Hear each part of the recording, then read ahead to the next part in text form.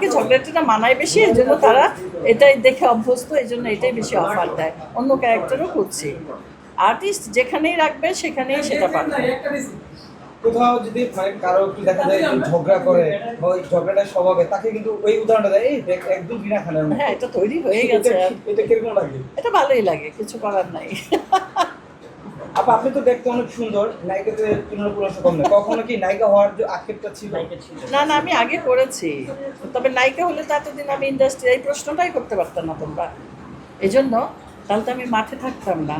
আজকে অভিনেত্রী হয়েছি দেখেই তো এখনো মাঠে আছি, এত কথা বলতে পারছি।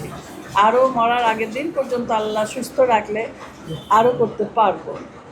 আপু, আমরা অনেক সময় দেখি যে গ্রামগঞ্জে যখন বউ শাশুড়ির একটা গ্যাঞ্জাম বাজে, তখন বউ কি বলে, এই যে রিনা খান।